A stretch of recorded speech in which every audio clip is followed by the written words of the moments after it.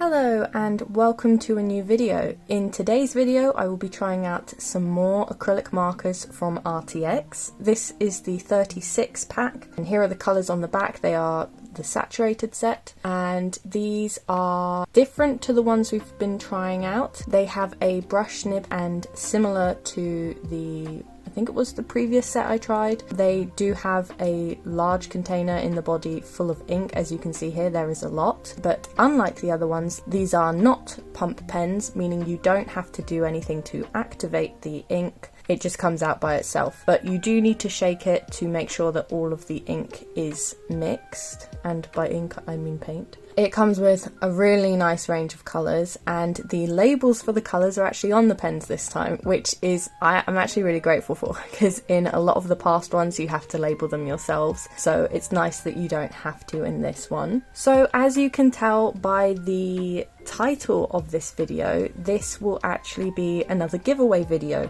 Arrtx has very kindly allowed me to host another giveaway for them. This giveaway will have 3 winners and each winner will receive a set of these pens here that I will be trying out in the video. So thank you so much Arrtx, and if you want to hear more about the giveaway and how to enter and the rules, stick around to the end of the video where I will explain it a bit better.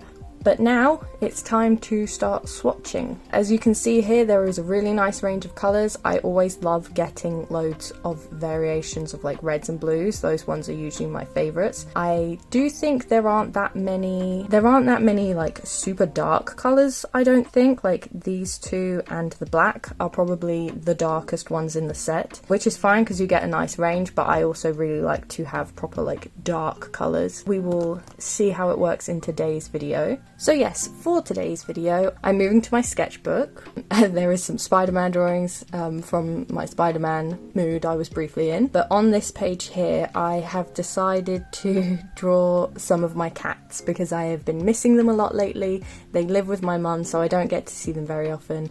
And I just thought it would be really cute to draw them in a more simplified style because I actually don't draw them as much as I would like. So that's what I wanted to do for today. The original plan was to draw all of the cats that my mum has, which if you know if you've been following on Instagram or anything, you know that there are a lot of cats. But I cut it down to just doing 4 because I had some perfect pictures of them in like containers, plant pots and boxes, so I thought it would be really cute to have it be a bit more themed and just do the ones of them in containers.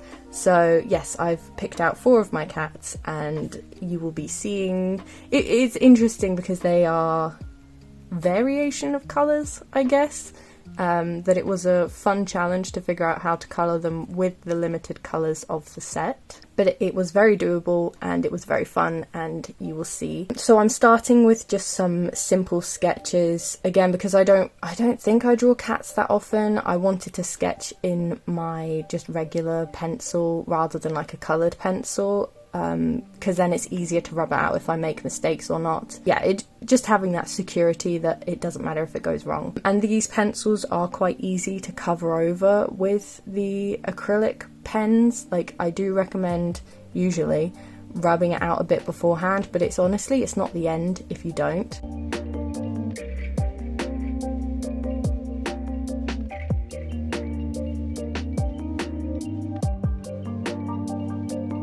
My camera did die for a bit, so I missed most of the footage of drawing the last cat up here. But yes, most of them had plants with them as well, so I was very excited to draw all the greenery in, especially since there are some really nice green colours that go very nicely together in this set.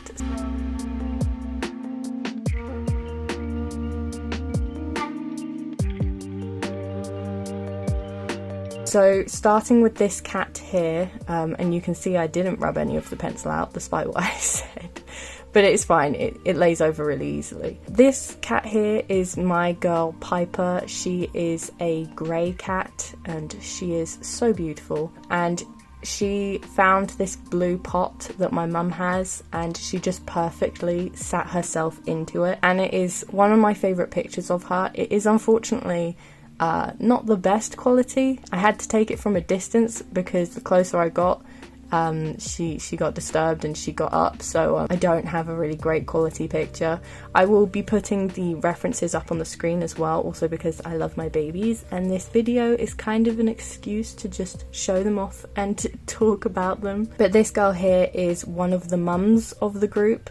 She's one of the first two cats of, like, we've had cats our whole life, but she is one of the first cats that I've had from a kitten. She and her sister, who I will also be drawing in this video, well, they got around a lot and they had babies, so they are the mums of the group. And she's so sweet. She is unfortunately getting older and she has lost most of her teeth, which is a shame. But she likes wet food anyway, so I guess it doesn't matter. And yeah, this really is just an excuse to talk about my cats. I'm so sorry. Starting with the colours, you saw that I put down some weird colours initially because I didn't want to just go in straight away with the grey. I wanted them to have like depth to their fur, so because of the picture she had a lot of like colours showing through on her fur. So yeah, most of the original colours have been covered up, but there are little bits peeking through that I really like. I do think it adds some variation to her coat because she's got such a beautiful coat, and I really just wanted to try and show that. And the greys do look quite nice, but again, like I said, the dark one, the more I look at it now, it's not actually that dark. I would say it's more of like a mid-grey. And for the most part, I wanted to avoid using black on the cats because I really wanted it to be colourful. And I draw a black cat later, so I kind of, unless they had black on them, I really wanted to avoid using it. But the purple that I used was really nice because it was a dark one. And it kept it looking vibrant, I think, which made me very happy. And I was at one point planning on lining all of the cats with pencil, but I actually really like the soft look that just using the pens gave it.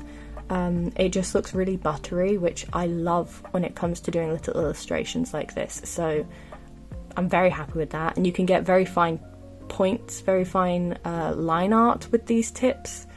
Which is another reason why I love brush tips. They are my favourite. And I was really happy with the consistency of all of the paint that came out of the pens. It all came out lovely, and the colours again were also consistent with each use. You have to remember to shake them, like I mentioned earlier, so that the colour is consistent.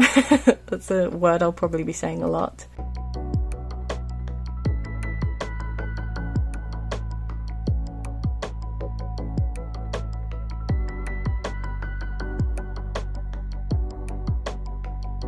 And then moving on to this little boy here, this is my ginger cat Finn. He is such a sweetheart.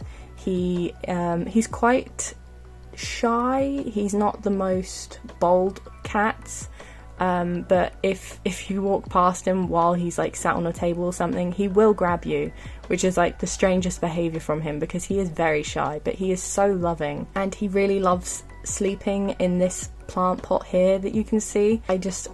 I love him so much. He is unfortunately also getting old. They all are, which is something that's like breaking my heart. He'll forever be a baby. He was quite interesting. I didn't do the same thing I did with Piper, the first girl. I don't remember if I said her name or not. I didn't lay much of like other colours down as a base. I just went straight in with the orange because he is like he's an orange cat.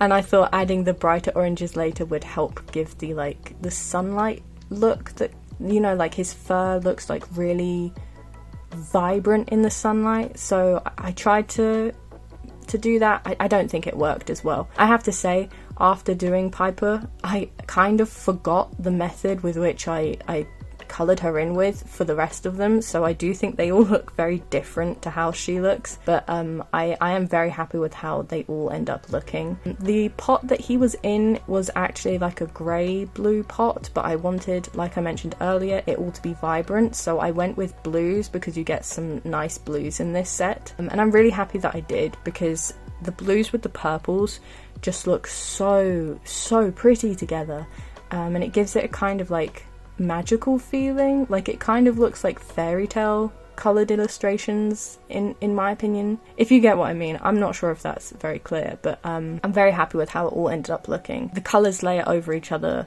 amazingly well. They are so opaque that it's so satisfying to use. If you make a mistake, it doesn't matter. You just wait for it to dry and cover it up, and it's amazing. And like I thought, drawing all the greenery in was extremely fun, and I'm very glad that they love sleeping around plants, because I might not have done all the greenery otherwise. And adding all the blues in as the shading, it made me very happy, because it tied it into like the blues on the pots. So yes.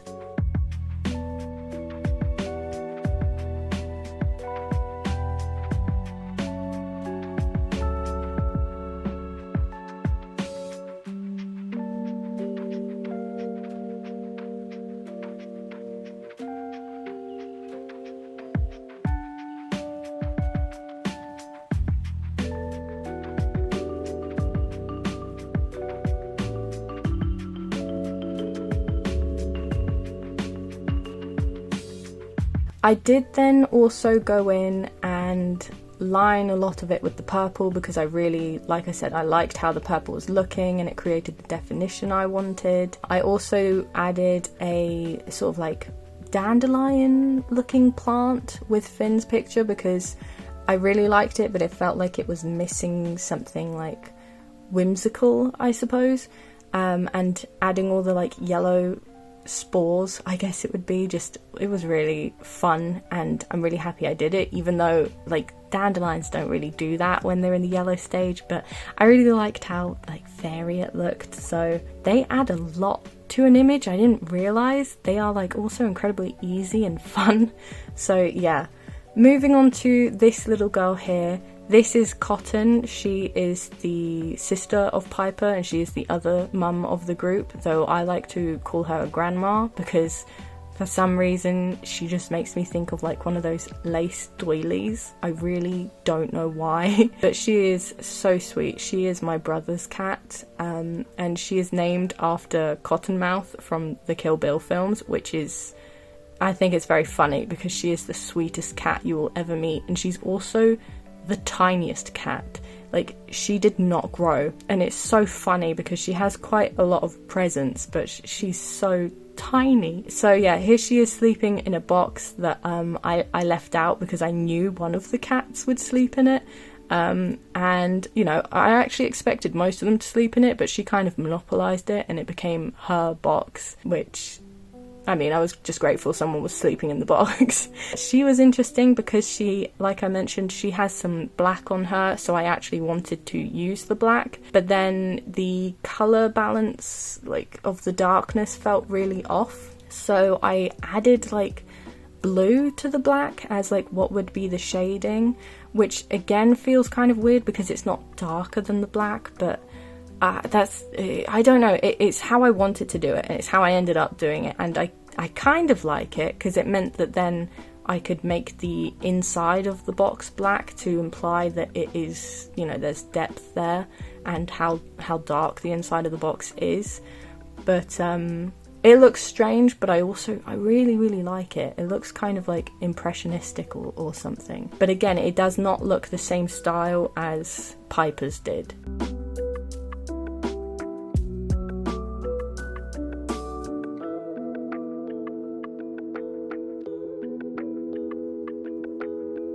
So then moving on to this kitty right here, this is Bam Bam. She's also a very sweet baby. I love her so much. Her name is actually short for Banshee. I'm sure I've mentioned this before, but she loves to just scream at everyone, so her name is very fitting. And she is a black and white cat. She has this very adorable marking on her face, and you've probably noticed this when I do colouring and lots of things. When something is white, I don't like to use white. I like to use like off-white or cream or something. So that's what I did for the white parts on her and on Cotton as well. I used the lightest pink in the set, and I think it just makes it look a lot more, not real, but it feels a bit more grounded, because pure white just doesn't look right sometimes. So it also makes the image look really nice and warm when it has like some colour to it. So that's typically why I like to do it. But because she is a black, mostly, cat, I didn't really know how to add much detail, so I used the purple again, which I like, but it does make it look different because it's not darker than the black. But I think because I then use the purple for most of the line art, it does kind of then come across as the dark part, or what's supposed to be the dark part, if that makes sense. It makes sense to me. She looks a lot fuzzier than she actually is, and she did have a dandelion in front of her. It was a closed one, but I really liked that there was more yellow on the page, and just having the pop in front of her, and it just makes it look more like a 3D space. I did then get a little, I wasn't liking the dark brown in the box, so I added a dark green that I thought would look nice, but it clashed. It was the same tone, I think, as like the purple that I used and a lot of the other colours. So a bit later I will be like changing that a little bit, you'll see. But I do prefer it over just the brown of the box, and I think it ties it more into the rest of the page, having some more green, because there's like no green on the part where Cotton is, so it kind of ties her in a little bit more as well, I think.